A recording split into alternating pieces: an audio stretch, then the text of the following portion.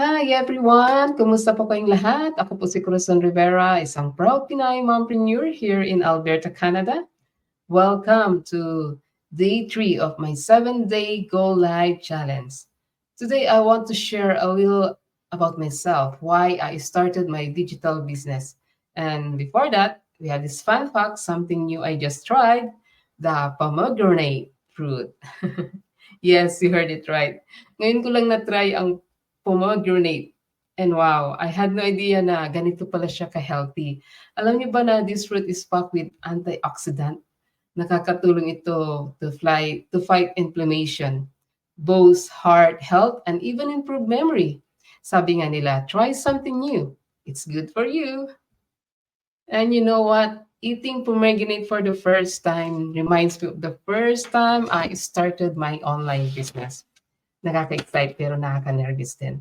Parang pomegranate, mukhang komplikado sa labas, medyo intimidating, di ba? But once you open it and see what's inside, you discover something rewarding, something valuable, something worth it. So, starting my digital business felt the same way. Akala ko mahirap. Akala ko hindi ko kaya. Kasi wala akong background sa online business.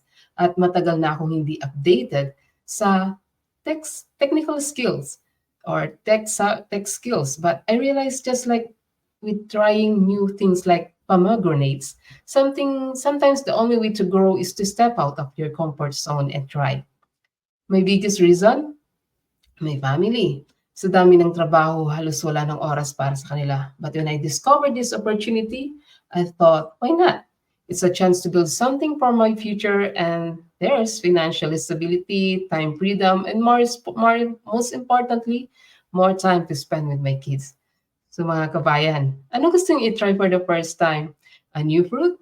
A new hobby like me? Or maybe a new opportunity na makakapagbago ng buhay. If you're curious about how I started my journey, comment below or send a message. Let's discover truth together.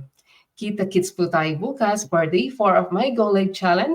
So excited na akong mag-share ulit with you. Salamat sa panonood, sa suporta mga kaibigan. Bye for now and don't forget to try something new today. Baka ma-surprise kayo sa blessing na naghihintay. Thank you!